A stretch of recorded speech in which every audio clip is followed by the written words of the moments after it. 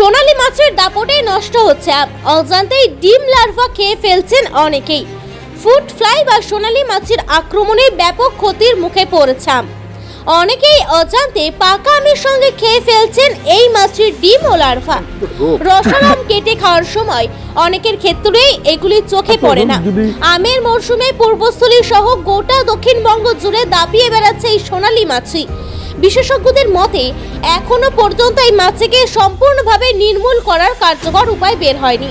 হানি trap বা বিশেষ ফাঁদের মাধ্যমে কিছুটা নিয়ন্ত্রণ করা সম্ভব হলেও ব্যয়বহুল হওয়া অধিকাংশ আম চাষি সেই পথে হাঁটতে চান না, ফলে সমস্যা থেকেই যাচ্ছে। সোমবার পূর্বস্থলী রেল স্টেশন সংলগ্ন একটি নার্সারিতে গিয়ে দেখা গেল সোনালী মাছরা নিঃশব্দে চালিয়ে যাচ্ছে তাদের বংশ বিস্তার।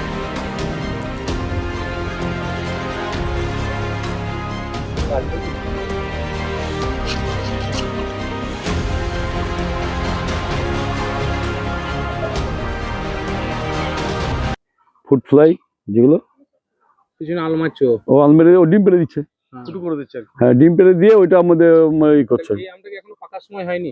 এই আমটা এই সবে শুরু হবে আর কি, জুনের প্রথম দিকেই এটা হয়। এটা অ্যাটাকটা করে খুব, মানে কি বলবো, আমটা যখন একটু হয়ে প্রথম দিকে অ্যাটাকটা হয়। এবার ওর ডিমটা থেকে ফুটে ওর যে মানে ইটা তৈরি হয়, কিটটা তৈরি হতে তো সময় লাগে।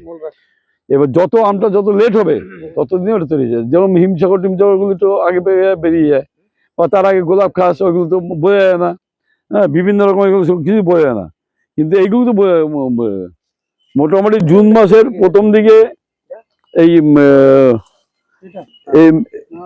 মে মাসের প্রথম দিকে, এপ্রিল মে মাসের প্রথম দিকে যেগুলো হয় সেগুলোতে পোকাটা বোঝা যাবে না।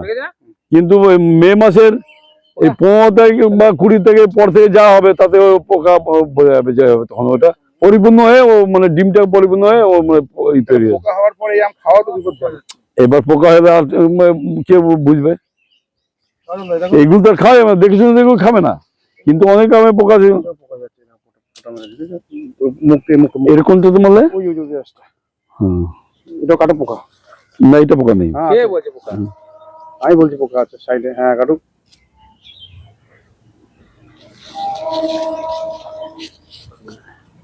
এর আমগুলো কোনোটাই আমাদের তৈরি হয়নি এখনো।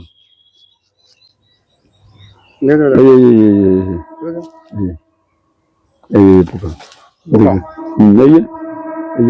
এই সাইডে সবকটা পোকা ধরে গেছে গাছে। এটাই আম পোকা। কত কি করবো, শেষ করে দিচ্ছি। আম পাকতে থাকলে ডিম থেকে লার্ভা বেরিয়ে ভেতরে বেড়ে ওঠে। প্রায় 1 মাসের মধ্যে আমের ভেতরে লার্ভা ছড়িয়ে পড়ে, ফলে অনেক আম ঝরে যায়। আবার কিছু মানুষ অজান্তেই ওই পাকা আম কেটে লার্ভা সহ খেয়ে ফেলেন। তাই আম খাওয়ার আগে ফলটি কেটে ভালোভাবে পরীক্ষা করা জরুরি।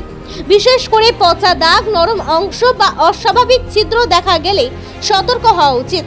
সচেতন থাকলেই এই সমস্যাগুলি থেকে অনেকটাই রক্ষা পাওয়া সম্ভব। এই পোকা, এই সাইডে সবকটা পোকা ধরে গেছে গাছে।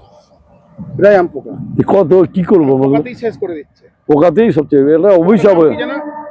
এটা তো ফুড ফ্লাই ওর নামে, সোনালী রঙের হয়। আগে তো একটু ছোট ছোট ক্ষুদ্র ক্ষুদ্র ছিল, তখন চোখে ধরা পড়তো না, এখন বড় বড় হয়ে গেছে এগুলো, মানে ক্রমশ বড় হচ্ছে এগুলো। কদিনের মধ্যে এগুলো ফুল ফোটায় আর কদিনের মধ্যে বাচ্চা? এটা মোটামুটি হুল ফোটানোর পরে মোটামুটি 1 মাসের মধ্যে হয়ে যাবে বাচ্চা। আম নষ্ট।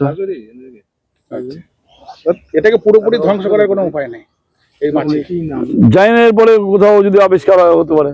এখন পর্যন্ত তো এটা নিয়ে অনেক চিন্তা ভাবনা চলছে।